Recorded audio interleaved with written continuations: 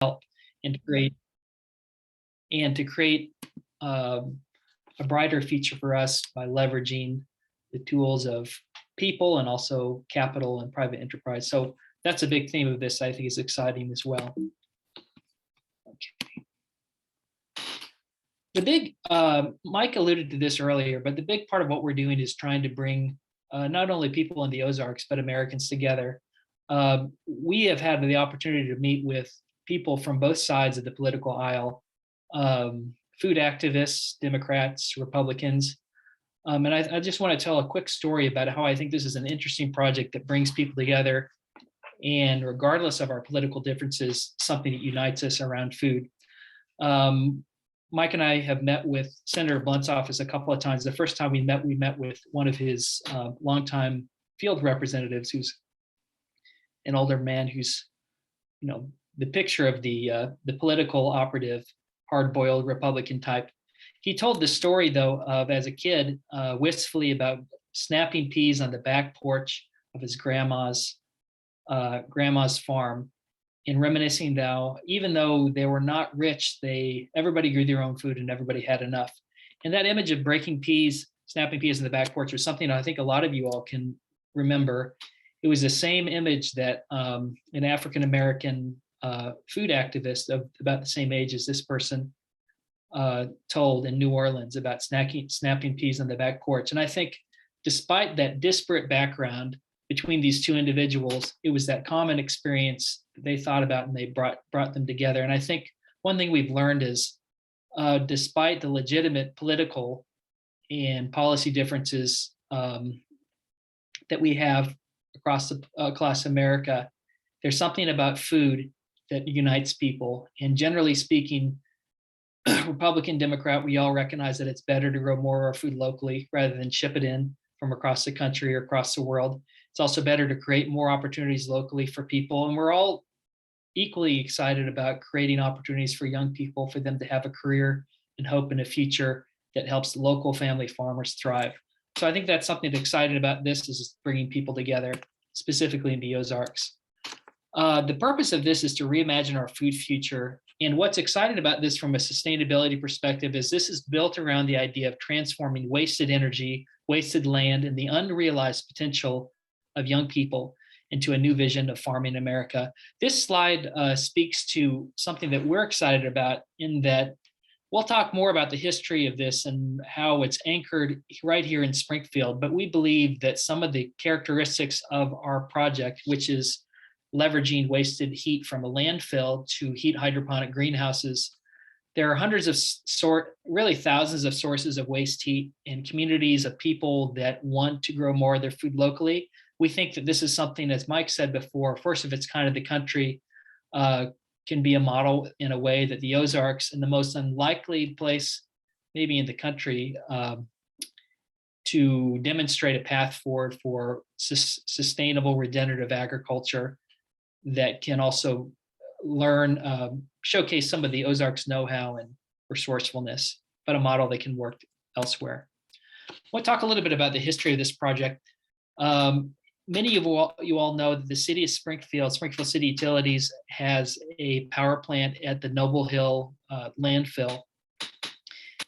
Sorry about the creaking noise. I'll try not to move. I know that picks up on the microphone. So the city of Springfield landfill has a landfill that generates a lot of waste methane, and a power plant that burns the methane to generate electricity. One of the byproducts of this is a tremendous amount of waste heat. In fact, according to the city of Springfield engineers, enough waste heat to heat 6 to 8 acres of hydroponic greenhouses. And a hydroponic greenhouse is a type of greenhouse you grow tomatoes or lettuce or vegetables or produce in.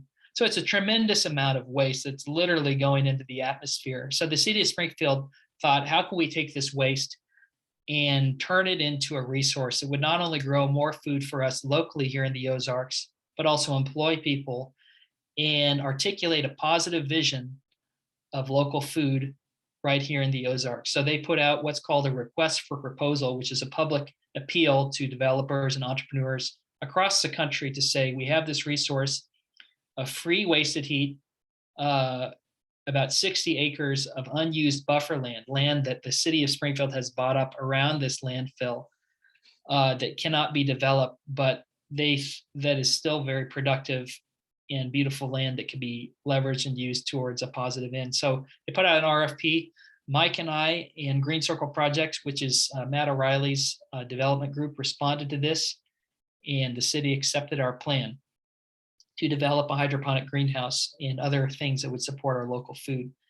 Now, Mike and I are entrepreneurs and community members that have interests and experience in many different areas. However, we're not farmers, and we knew that tackling something as huge as the local regional food system, there's a lot that we didn't know, and we definitely wanted to make sure that we're going to do something that would benefit people and be asking the right questions. So first, what we did is we talked to our community. Mike mentioned this before. We talked to hundreds of people, probably close to 1,000 people across our community at Missouri State University educators. We talked to local nonprofits like Springfield Community Gardens that are helping people grow more food locally, the Community Foundation. We talked to the Ozarks Food Harvest to learn about the stresses of food insecurity in our region.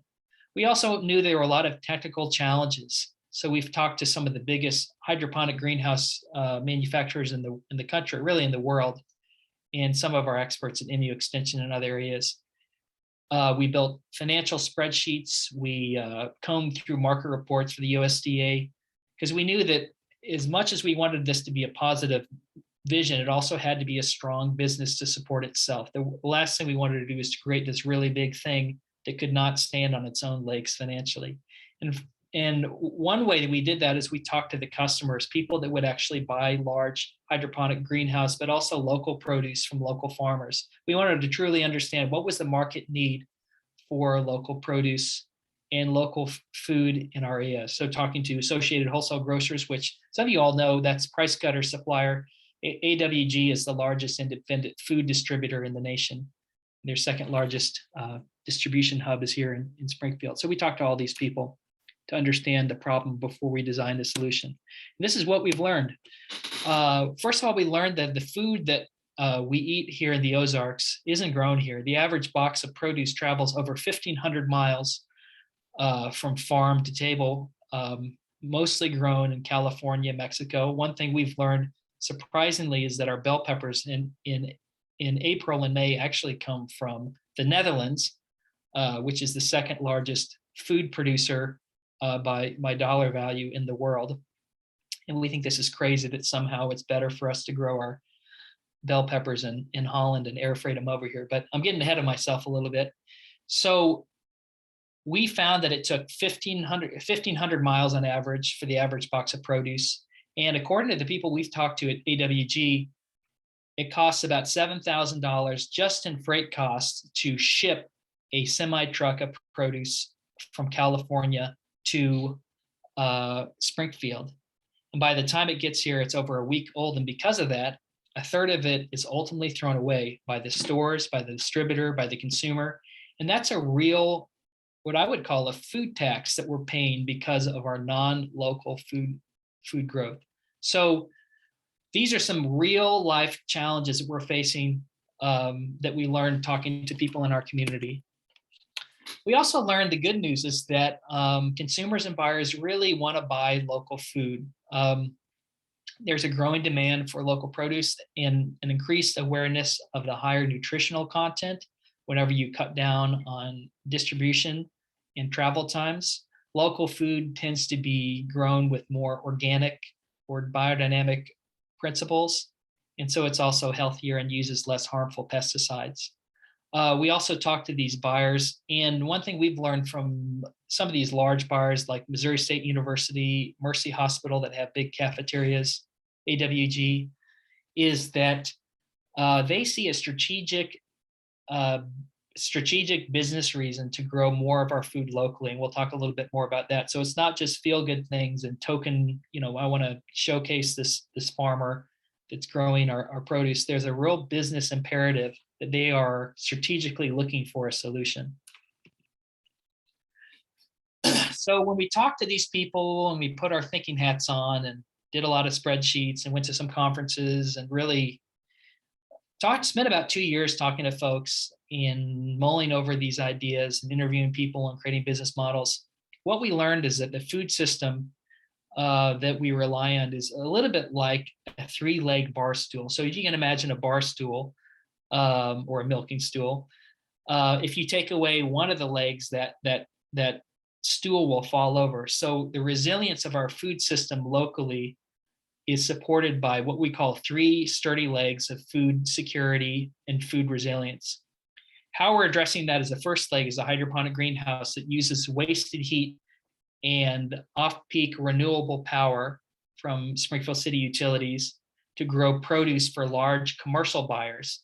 What's interesting about this is not only is this building large relationships with large buyers, but importantly, the profits from the hydroponic greenhouse can support the next two legs of our food project. The second one is a young farmer ag accelerator, basically a young farmer training program that can ensure that our next generation of farmers can learn not only how to grow a farm, run a farm, how to grow food, but also have the financing necessary to actually buy their own land. That's a big challenge right now. The final leg of our stool is something called a local farmer food hub that connects local farmers with regional buyers that want to buy their farm grown produce. So when we put all these together in this stool, it creates a resilient long-term food system. So let's talk a little bit about what we mean by this. Some of the problems we've noticed talking to folks at the Extension and just interviewing farmers is that family farmers in America today are struggling to survive. 90% of them actually need second jobs to pay the mortgages on their farm and to pay their bills at home.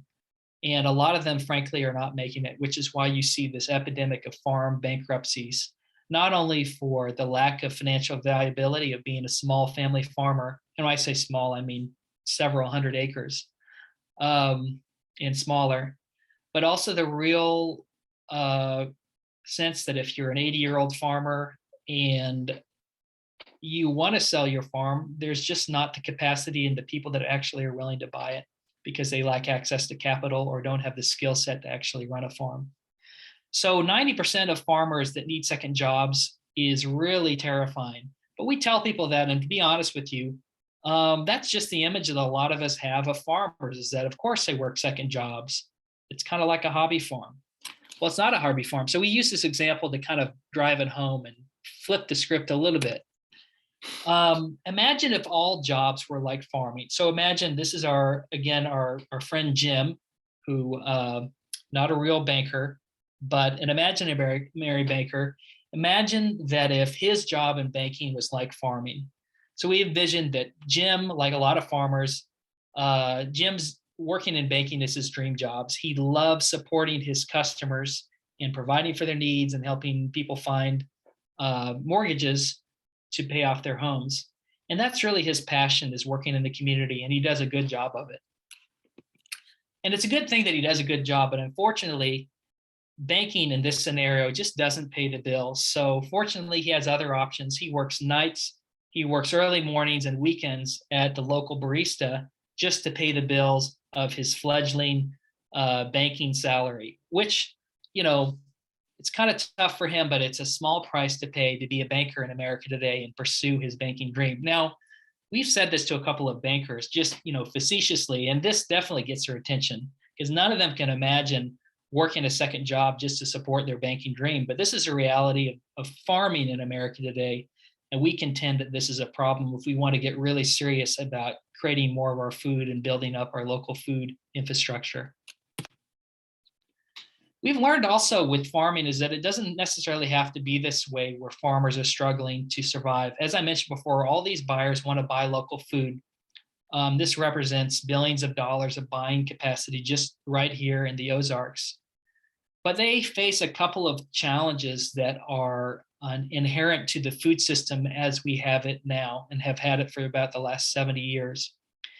If you are a local farmer, you can't just show up to Associated Wholesale Grocers or Mercy with a pickup of beets or, a box of produce or your load of carrots and say, hey, I'm ready to sell to you guys. I want to sell to Price Cutter. And believe it or not, we've talked to some of the buyers associated wholesale grocers. They get about 3 calls a week from farmers that just want to drop off a load of carrots at their $1 billion a year warehouse. The reason why that's not possible is that their systems are not set up to deal with hundreds of different farmers that just show up. It has to be as easy for these large buyers to buy local produce and local products like eggs and chicken and things like that from local farmers. It has to be easy for them as pointing and clicking on a computer and ordering something from a large food buyer. And without the infrastructure to support this, we can grow all the food we need. We can have all the desire in the world from these large buyers, but if there's not a system set up to accommodate and bridge the gap between the two of those, we're not going to have a lot of success. So what does a successful system look like? That's where something I mentioned before, the food hub, comes into play. This connects local farmers that you might meet at the farmers market with wholesale buyers. It buys products from the local farmers and then sells it to these large commercial buyers. Basically, imagine a warehouse with forklifts and refrigerated buildings and things like that that can accommodate that. One thing that we've found is that this provides more money for farmers. It bridges the gap between farmers and commercial buyers. And perhaps most importantly, it also provides consistent packaging inspections so that these large buyers can safely and legally incorporate local farmers' products within the larger food chain. And this is the kind of infrastructure, really critical infrastructure in the food system that we need to create the next step, the next generation of farmers. You can imagine the challenge for a lot of farmers at the farmers market. We have one of the best farmers markets in the country, actually, in Springfield.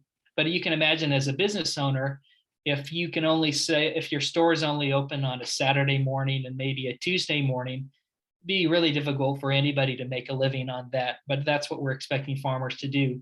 And something like a food hub, distribution center is the next step that helps those farmers grow beyond the farmers market and connect them to large buyers. The good thing about this is we all know the power of a local economy. We've talked to MU Extension. They tell us that every $1 million in food hub sales creates about 20 farmer jobs, which is to say that as more and more food is sold through the food hub, those farms grow and they need to hire more people. In addition to that, because the money that's spent at a food hub is spent locally, it stays local. And every $1 million in food hub sales generates about $2 million in economic benefit to the local region. Now contrast that to putting all our money and shipping it off to California to large corporate factory farms in Central Valley, California. That money is gone and never coming back. So not only are we creating more food for our community, it's also keeping the money in the community and recirculating that when we buy it at a local food hub. So we've talked about 2 issues, particularly helping existing farmers. There's a real challenge with helping new farmers, and how does this project address the needs of new farmers? Family farmers are getting older and there's no one to replace them. The average age of farmers in America today across the country is about 60 years old. And there's a growing concern, not only among local food advocates, but also economists and critical infrastructure people of who is actually going to grow our food in the future. So we have to ask ourselves, why aren't there new farmers? What's holding them back? It's really difficult to become a farmer. Here's a couple of things you need to become a farmer in America today. You need money, obviously, to buy your land, your equipment, your seed, your farm. You need land. You need to know how to grow, to run a farm, how to grow food or run cattle. Equally important, you also need to know how to run a small business. And perhaps most importantly, you need access to profitable markets to sell your product.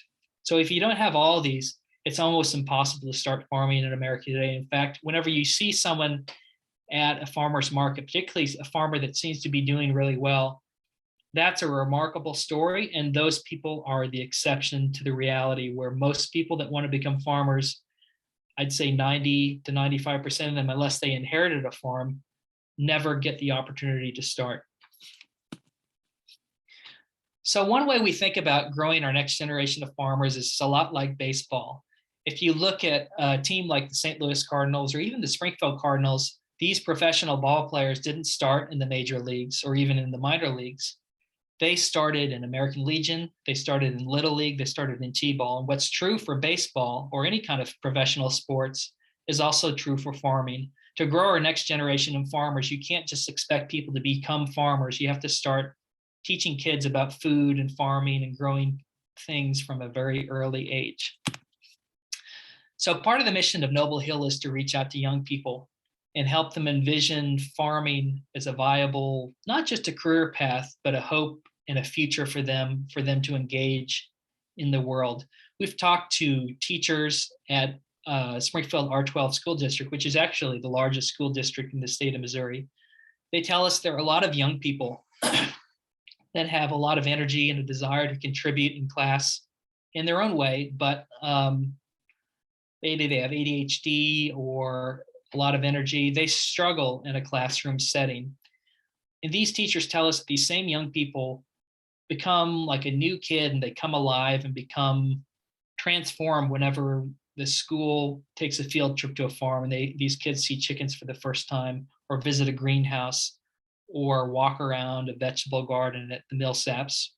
And the big thing about this project is it is transforming wasted it is transforming wasted resources like wasted heat, unused land, off-peak and renewable power into local food production.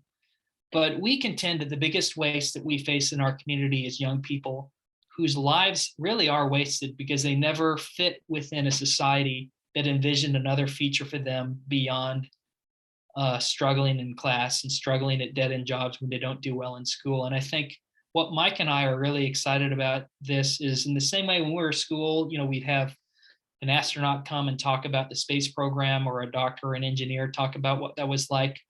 There's nothing quite like showing kids from an early age what farming looks like to fire their imagination, to know that however they do in school, there's a hope and a future for them to be involved with something that fits with their temperament and a way for them to contribute to society. So practically what this looks like is the Springfield Public School District is already asking us about offering school tours out at Noble Hill.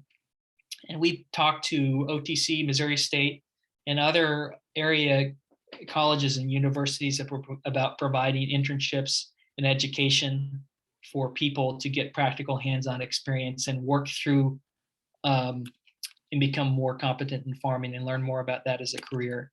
What that looks like practically for Missouri State University has told us that they get about 20 people a year right now that want to become small-scale vegetable and horticulture farmers.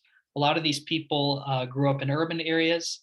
A lot of them also grew up on farms, but don't envision a future for themselves as dairy farmers or row croppers. And a surprising number of them are also veterans that have served our country overseas in Afghanistan and Iraq. And they tell us that a lot of people that have served often are looking to farming, particularly organic farming, as a healing way to engage in the world and find a way to contribute after their service overseas. So MSU has responded to this need by providing 2 18-hour certificates in sustainable agriculture in 2 tracks. One is in a track in commercial hydroponic greenhouse production. The other one is in irrigated field production, so growing produce in fields with hoop houses. One thing that Missouri State is particularly interested in what we're doing is that for the accreditation of these 18-hour programs, they require about 1,000 hours of hands-on paid field experience for every graduate of this program. And right now in the Ozarks, they do not have enough field training opportunities in this region to accommodate the tremendous demand of students that want to participate in this program. Noble Hill will not only provide healthy produce and product for the local region, but it will also provide hands-on experience for these kind of students to learn in a greenhouse and also learn in field agriculture and get experience in these necessary hours for Missouri State. Now, obviously, training in school, internships, classroom instruction is very important. but you can't go to school to become a farmer, really. There's nothing quite like running your own farm to actually become a farmer. So how do we bridge the gap between these great education opportunities that a lot of people are working on and providing real hands-on experience of running one's own farm? That's where the final leg of our stool, the beginning farmer ag accelerator, comes into play. It transforms interns into successful, bankable, and um, successful farmers. How this works is that this is a program, these are often called incubators, where you basically have leased land where people can lease land at a low cost at Noble Hill, sometimes starting with like a half an acre, and start their own farms at Noble Hill at a reduced rate for the land. When they're at Noble Hill, not only are they learning to grow produce, but they'll receive hands-on farming experience and mentorship from experienced farmers, not only in farming, but also equally important parts of running a small business. So learning about financing, about accounting, about marketing, about sales, things that are equally important to being a successful farmer. One thing that we're particularly excited about for this is that some of you are aware that USDA and Farm Credit Services, which are government agencies, provide financing for farmers to buy their own farms. These programs typically require about a 3-year commercial track record of running an actual farm before you can qualify. An ag accelerator like this, and we've talked to USDA here and across the country, a 3-year stint at an ag accelerator running a farm will qualify people for this kind of financing. So not only are they learning how to become a farmer, once they finish their 3-year stint, they can then access capital to then buy their own farms and transition off of Noble Hill and be the next generation of farmers. So not only are we training people, we're also giving them access to capital. And this model of ag accelerator has been done successfully at about 100 different sites across the country. So this is a proven model to bridge the gap between students who want to become farmers and people that are actual bankable, successful commercial farmers. Now, this is obviously a really ambitious program, and it's ambitious because we need to restore the food system that thrived here in the Ozarks. And the only way to do that is a concerted effort and a long-term vision to make this possible from a systems-based approach. But one thing that we have learned talking to people across the country is that there are a lot of programs, not quite like this, that incorporate elements similar to this, young farmer training programs, Food Hub, and many of them fall short of their potential because they lack sustainable cash flow to support the mission beyond ephemeral grants and donations and annual funding drives. We know that the food system that thrived in the Ozarks up until about 70 years ago didn't go away overnight. And even with a project like this, it isn't going to come back overnight. And so for us to be successful, we need to really think about long-term sources of funding that can sustain the mission and provide the long-term funding that can to make sure that we can actually be successful in transforming the local food system right here in the Ozarks. So the funding source for this is the hydroponic greenhouse, which is fortunately very profitable, but we like to say it's not just profitable, it's profit with a purpose. This provides consistent funding to support the Young Farmer Training Program, the Ag Accelerator, and the Food Hub. This will eliminate annual grant dependency, providing profit from the greenhouse to do this. It also creates what's called an umbrella brand, where once we have relationships of selling produce from the hydroponic greenhouse with these large buyers, this will allow us to incorporate local farmers' products on a seasonal basis as it's available. One thing that we want to be very conscious of, and in fact, when we talk to people doing preparation for this project, is they wanted to make sure that we were not competing with local farmers. And so we have designed this in a way so that the only competition that we have is with large coastal corporate farms that are currently providing 98% of the produce that we're eating in Missouri today. There's still a huge market for beyond leafy greens for existing farmers to be successful and incorporated into this. And this is one way that we do that. And also the profits from it fund the Young Farmer Training Program. We can do this because this has what's called a strong competitive business advantage. I mentioned the free heat, which is one of the largest costs of running a hydroponic greenhouse, free land. We also, many of you all are aware that Springfield City Utilities is actually one of the most renewable powered utilities in the country, particularly for a city of our size. Right now, they're sourcing inexpensive wind power that they are providing from 11 o'clock at night to 7 in the morning for only 3 cents per kilowatt hour with no demand charges. This is because a lot of wind is blowing in Oklahoma and they can buy it for really cheap at the nighttime. This nighttime power, it turns out it's really perfect for hydroponic greenhouse that require natural light, but also supplemental LED lighting that can then use this power at night to light up the greenhouse and provide perfect growing conditions to grow produce. This also is a competitive business advantage because you can imagine spending $7,000 in freight really adds up. And if you look at the price of the consumer, $7,000 in freight for produce from California really means that the consumer is paying about $14,000 when it goes through all these distributor channels. And by delivering and sourcing food locally, we're saving more of that money and passing more of those savings on to the consumer. So it's good for everybody. What about sustainability impact? Mike and I are lifelong environmentalists. We want to do something that is not only doing less bad, but is also actively helping make the world better.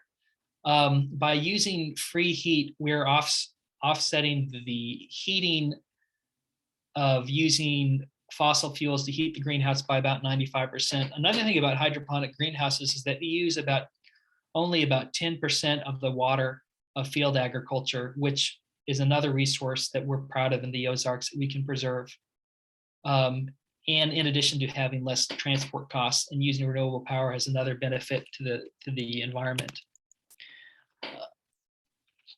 One thing about this is that not only are we creating more opportunities for people, we're also creating jobs. One thing I want to highlight here in the top right corner is these offsite farming jobs created. These are not jobs created directly at the Noble Hill facility, but as I said before, as more market opportunities through the food hub are developed, that means that more and more farmers can grow beyond the farmers market and also hire more people and create more and more opportunities for people to become farmers in the Ozarks. This is an ambitious project, and the success of this is dependent on the staged development of this project. We're going to start with the hydroponic greenhouse, which is what we're working on right now to get this going. The hydroponic greenhouse provides the market relationship with large buyers and the profit to support the young farmer training program and the food hub. So we start with the hydroponic greenhouse, we get that operational, and then we'll add the farmer food hub and then the young farmer training program. As I mentioned before, what's exciting about this project is that across the country, there's unused buffer land around municipal facilities. There's unused wasted heat, not only at power plants and industrial facilities, but also at data centers and other places that generate a tremendous amount of wasted heat that is just going up in the atmosphere. We believe that this is a model that can be pioneered here in the Ozarks, right here in the appropriately named Show Me State, that can also show the rest of the country a positive regenerative model of sustainable agriculture anchored here, but also applicable to other regions. This is a site map. Many of you all have probably been to the landfill. A question we get a lot, this is north of Springfield, about 10 miles. Question we get a lot is, are you growing food on the landfill? Just to be clear to everybody, no, we're not growing food on the landfill. We're about half a mile away from it. You can see that that's north of where we are. But I think the big take home from this is that we think that for things to be sustainable, not only do they need to be effective and economically effective, but they also have to be beautiful and they have to make people feel good. What Mike and I envisioned for this is a place for not only growing food, but for families and people and walking paths and civic leaders and universities and educational groups that come out, walk out here and come and see for themselves what a sustainable food future looks like, with beautiful walking paths, nut trees, fruit trees, happy people working in the fields, and demonstrating a hopeful future for agriculture and farming in the Ozarks. This project is about $21 million, and that's for the hydroponic greenhouse. This is a high performance greenhouse that has a lot of other things beyond what, for me, when I started this project about 4 years ago, my idea of a greenhouse was something in someone's back 40 growing lettuce with plastic covering. These greenhouses are much more sophisticated than that, with cooling as well as heating. And they're almost like computer clean rooms that have positive pressure built up in them, which expels insects.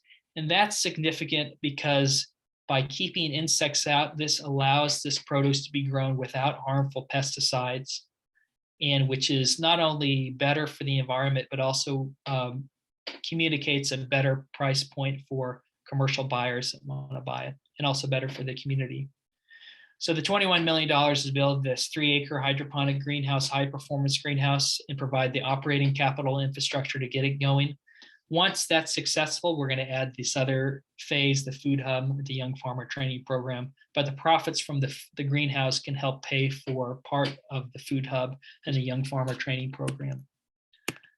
Already saw that. I think what's exciting about this model is not only are we growing food, but we're also growing funding for supporting training and young farmer education.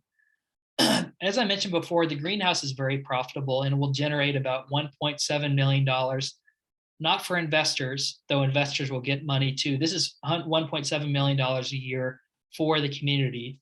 About 10% of hydroponic lettuce and commercially grown produce is perfectly healthy, but for cosmetic reasons can't be sold commercially. That 10% can be donated to Ozarks Food Harvest and other people providing healthy local produce for folks in need. This also generates a tremendous amount of cash flow that can provide perpetual funding for young farmer education, farmer training, and market development. And I know any of you all that have worked with nonprofits, a big challenge of running the nonprofit is finding funding. We believe that this project could be not only a job creator, but an economic benefit for nonprofits in the area that are working on building our food future. So this is just a recap of some of our resources and community support. Mike and I have talked to hundreds of people in the community, not only local farmers, but city and business groups. We've talked to commercial food buyers that are excited and eager to buy once we start production. We also have some powerful business advantages that are not only going to make us more financially successful, but also going to help and heal the land that we work on. And this is anchored around a very strong business model that will provide the long-term success and sustainability financially of our project for years to come. What we hope to do is to restore our local food independence. Many of you all know that the Ozarks were at one point one of the largest specialty crop producers in the nation. Mike and I gave this presentation this summer when we were out in Washington State. We asked them, who do you all think the apple capital of the country was 100 years ago? And they all said, oh, of course, it was Washington, Oregon. I said, no, it was Missouri. And some of you all know that. Now, we're not trying to recreate the 1920s agriculture in Missouri, but we think there's a lot of resiliency and know-how around growing food just built into our DNA. And we think that by doing something like this, we'll unleash a lot of potential of entrepreneurs and young people and farmers and people that want to grow food.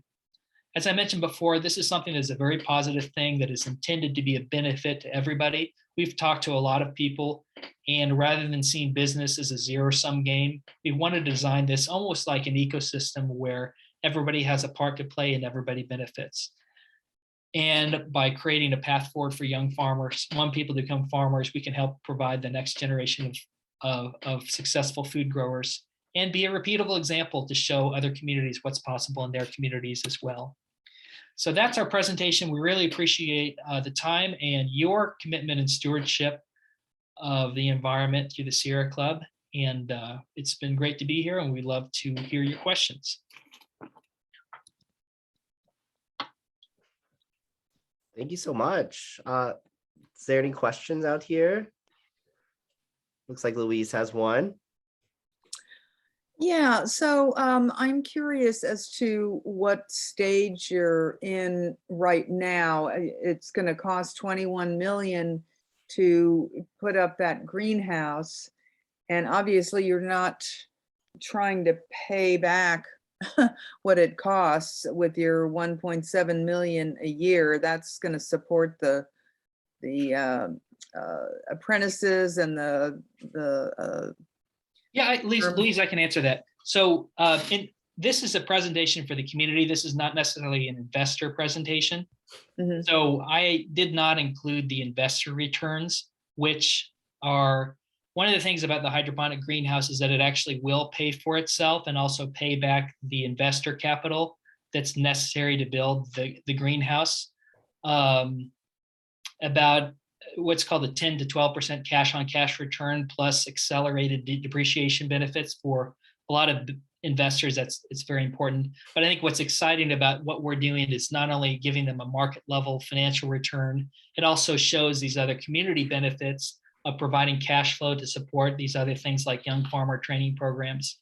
Around the $21 million, it does cost $21 million, but as you know, with a lot of real estate projects, the amount of money we actually have to raise is much less than that. We can also leverage other sources of capital and loans to pay the rest of it. Mhm. So how close are you to being able to construct this greenhouse? This is a kind of a chicken and the egg thing, Louise. It's like we're talking to lots of people. Yeah. We've got an initial commitment of $1 million. And everyone's looking at everyone else saying, well, who's going to put in the next million? Mm. So it's kind of like the bandwagon effect, right? Mhm. People like it. But it's a lot easier to get people to put in the last million than it is to put in the first or second million. So Mhm. we honestly don't know, but we're talking to people with resources every week. So there'll be a headline in the paper when it all comes Okay. to. So You're all do invited to the ribbon cutting. Yeah, you're all invited to the ribbon cutting. You do have some investors at We this do. point? Yeah. Well, we have, I mean, it's one of those things that they have committed capital. And there are other people that are kind of on the fence that are interested, but there's still some pre-development work that we have to do with the site plan and other design things before we're really actively fundraising. But no, people are very interested, not only here in the region, but also on the West Coast and other places. Oh. Okay. One of the things that makes this project interesting but challenging is that the individual parts have all been done, but no one's ever put it together. It's like, imagine if you had a pile of car parts in your garage, but no one had ever put them together to make a car. You know, each one of the parts works, all right? There's an engine that works, a transmission, you can roll wheels down the driveway, but no one had ever built a car. Well, this is kind of like building the car. We've got proven components that work, but putting it together, that is something people just kind of have to see to believe. So Yeah. It's an incredible model or an incredible plan that I'm anxious to see it come to fruition. We are too. oh, we are too. Tyler, looks like Tyler's got a question. Yeah, hey guys, really enjoyed the presentation. I had a question about, you had a number of, I think it was 1.7 million of kind of just, ballpark projected revenues from food sales. And maybe this is not the right question to ask because I know it's like a lot of different types of food would be grown, but like what sort of like, I guess, would tonnage be the right word to use in terms of production? And Yeah, and let me just clarify something. $1.7 million, that is the amount of community benefit from the revenue that is going to the community.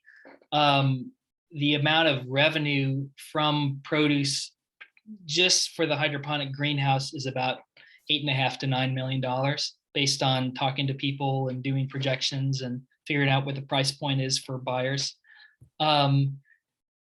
This is in terms of what we would be growing, we've talked to a lot of greenhouse operators and really some of the best greenhouse people in the country to figure out what's the best way to provide the need of food for the community, but also do something that is financially viable. And the best way to do that is leafy greens and having a Noble Hill brand, a consumer product, kind of like what you might buy at Price Cutter, but a local brand that we can sell to them and distribute in, the 4 to 5 hour radius. So hydroponic greenhouse, leafy greens for Noble Hill specifically. But as I mentioned before, there's a lot of ability for local farmers to grow other stuff commercially on a seasonal basis. And by creating an umbrella brand of leafy greens, hydroponic salad, if you will, that provides a market relationship with large food buyers that then we can incorporate local farmers' produce as it's seasonally available under our brand if farmers want that, because frankly, most farmers don't want to do the work of creating their own brand and doing their own marketing. But certainly providing that opportunity for people that want to do that. Cool. Thank you. With this project heralds really is the end of an era formed by cheap oil. 50, 60 years ago, you had the wonderful soil and abundant water out in Southern California, and it was just cheaper, frankly, to truck produce all the way across the country. And it basically bankrupted or ran out of business all of our local farmers and reduced them to selling into commodity global markets like corn, soybean, feeder cattle. So with higher energy prices and a more sustainable economy, which is absolutely essential to our future as the human race, we have to really rethink these things. If we can eliminate waste by why truck produce 1,500 miles across the country and burn up over 4 tons of carbon dioxide for every truck that comes across the country? Why pollute California water, which is bad enough already, when we have fresh Ozark water to grow produce and we have people in the Ozarks who need jobs? It's like, this is challenging, but we're trying to say, how do we rethink the whole local farm economy? There's people of goodwill, there's willing customers, there's willing buyers, but somebody has to take the first step and put all this together. And that is what we propose to do. I sense a question from Louise. Yes. If somebody else has a question, go ahead. But I'm just thinking, your water you're going to drill wells to get water, and you're drilling well, you said you're a half a mile away from the landfill, so hopefully you wouldn't have contamination from the landfill. But what's your plan for water source? Let me address that, Louise. That's a good question. There is a concern with water contamination from the landfill, just like there is water contamination from coal ash. But the landfill was started at a later date when people had a better understanding of how to prevent contamination. So there is a thick layer of compacted clay underneath the landfill. And underneath that, there is a relatively impermeable layer of shale. But at the bottom of the landfill, there are pipes, kind of like wet dry backs, and they suck up the sort of nasty water that's in the landfill. They call it leachate. That's sucked up and it's sent to the Northwest Waste Treatment Plant to be treated and then ultimately released back into the Ozark streams. The water that we're talking about using would be coming from a deeper aquifer. It's uncontaminated. We've looked at using rainwater, but when you're trying to grow plants in a kind of like a sterile situation, you're trying to prevent bacteria and fungi and stuff from getting in. You have to have pretty pure water. So you start off with clean well water and you run it through a purification process with carbon filters, ultraviolet lights, and so on. Like a clean room or like a hospital. Good, Kane. Yeah, some big words that we talk about here at the Sierra Club are things like equity, and justice. How are you guys working to really supply like healthy vegetables and work to be equitable in your practice here on growing vegetables? Like, for example, is there ways that we can get out those kind of ugly vegetables that might not be able to be sold into stores or supermarkets into the hands of like our unhoused population here in Springfield? Or is there anything like that that you're thinking of to be a little equitable in your practice and your business here? Our business plan anticipates donating about $900,000 worth of produce to Ozark Food Harvest and other institutions. Yeah, and then in terms of equity, which is a key part of this, we're providing job and training opportunities to disadvantaged people. Like, here's an interesting fact. 100 years ago, people of color owned 10% of all the farmland in the United States, but due to discriminatory practices by the USDA and government in general, that percentage has shrunk down to a little more than 1%. We know there's a lot of people of color, immigrants, whose family heritage is farming, who they'd like to return, but there's a lot of institutional barriers. But by providing training, access to markets, access to capital, we think we can begin to reverse that. Our business plan also includes paying a living wage of $15 an hour to interns that are working there. So it's a way of creating opportunities, to some extent equalizing opportunities for people regardless of their background. That's really an important thing. Awesome, thank you. And then Hassan. Yes, hi, Mike and John. Thank you so much for your presentation. I caught on to the topic about the Food Hub Distribution Center, and I just kind of wanted to know what seems to be the largest challenge over there for you guys to address for the small farmers with respect to linking them up to the big buyers. You talked a little bit about the need for consistent packaging and inspections. Those are things that small farmers can't really address on their own. Is there anything else that would be part of that conversation other than those main two topics you guys covered? Market, forward contracts. Forward contracts. In other words, if you're a small farmer, you don't want to literally bet the farm by planting a lot of acreage or something unless you are assured that there is a market for your products. And similarly, the large commercial buyers, if they're going to start committing to and developing sales and marketing and nutritional programs based around local foods, they want to know that local food's going to be available. So it's to everyone's advantage to have long-term, sustainable, stable business relationships. The thing that's really holding back small farmers is the fact that they don't have dependable markets that they can grow for. They just don't exist unless you're going to try to compete on the global market, sell corn, soybeans, or wheat. And most of those products are controlled by about 3 or 4 global companies that basically set the prices, which is why so many small farmers around here are going out of business.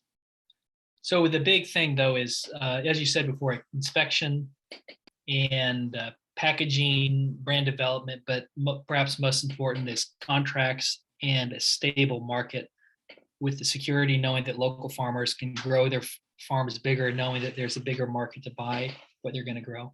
Let me add one other thing. The marketing is really important. In other words, if you can go to a grocery store and you can see that this product is locally grown and there's a story behind it and a website where you can log on and hear that farmer or see their operation, that confers legitimacy, confers authenticity. People go, wow, when I buy this stock of celery or these eggs or whatever, I am really helping my friends and neighbors in the larger community by buying these products. And we know that it's fresh. It does not come from Mexico or Canada or Europe. it has come from Southwest Missouri or maybe Northwest Arkansas.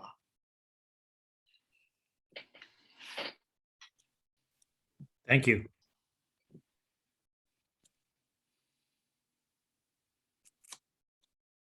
I always wonder if people are raising their hands, but all these black screens can only guess.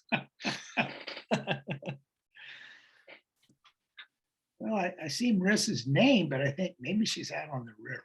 You know, what do you think, John? Probably so. We're in a cave.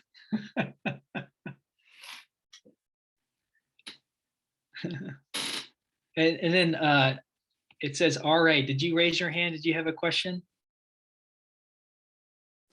Yes, actually, I was curious about like importing the energy, the cheap energy, say from Oklahoma. Have you considered all the variables, like per se every bolt and all the energy it takes to make a giant bulldozer to kind of, you know, make the platform for these where they really, a lot of energy potentially could go into these windmills, environmental elements of what are they, the coatings that they're putting on this, all the energy that it takes from every bulldozer, dump truck to chainsaw to where they start cutting every tree across this swath, and all the metal they have to dig out of the earth, the harness to make these big towers, and all this wire to, like, I wonder at what point does it take 100 years to finally break even on all that to finally get that cheap energy? Do we think about all the variables that are offset that, oh, it sounds really good that we're getting this really cheap energy.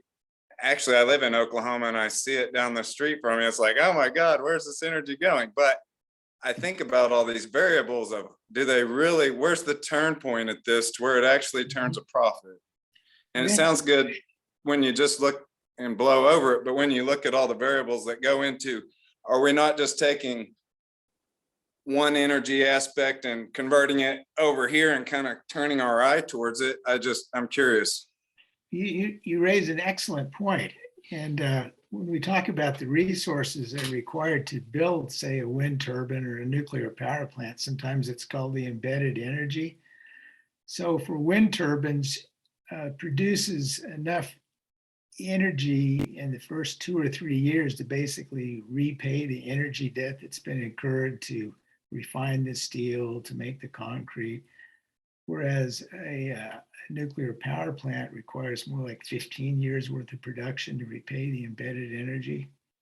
In this case, the greenhouse is actually being operated off of embedded energy from the food and the waste materials that our society has discarded and slowly decomposing underground. So it's generating a lot of carbon dioxide and methane, which is basically natural gas. So we're recovering that embedded energy in the waste products, and we're putting it to some purposeful use to grow food. Thank you for your presentation. It was really good. Thank you. Thank you for your question. Yes, thank you.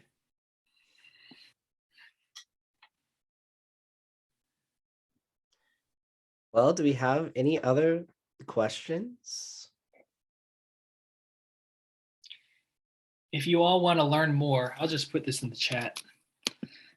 We have a website that talks a little bit more about some of what we're thinking, which website is going to be updated too, but it's just Noble Hill Farms. There's also a Noble Hills Farm, which is not us. So just to be clear, if you see a horse farm in Kentucky, you got to the wrong website, but noblehillfarms.com. You'll recognize the Friendly Farmer couple and can learn a little bit more about our project. And if you all have questions, I'll just put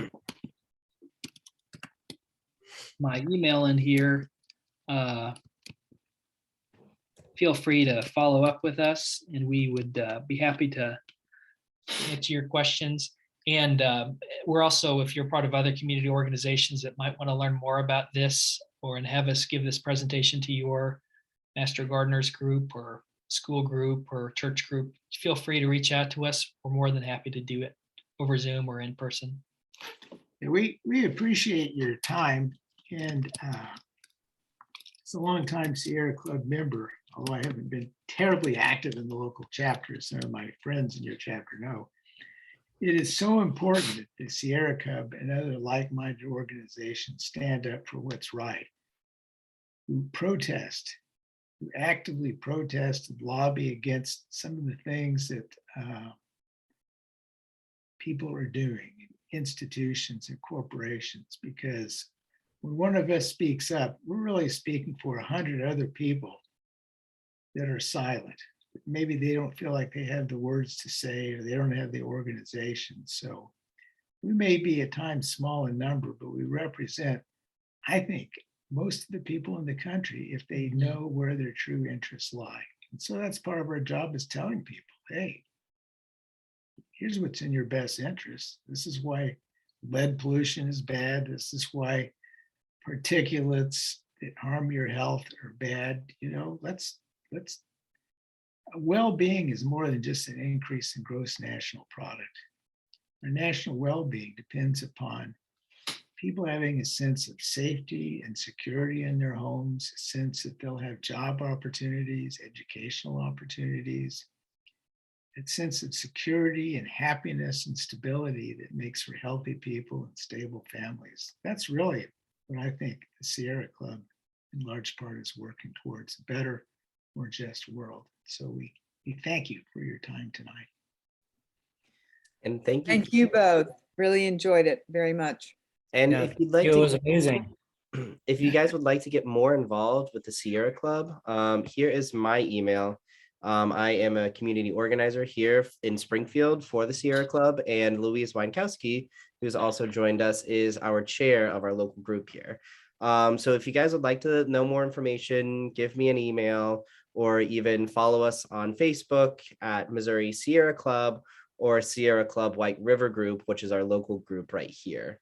But thank you all for joining us. Thank you, John and Mike, for the wonderful presentation, and have a wonderful rest of your night. Yeah. Thanks, Thanks, Nate. everybody.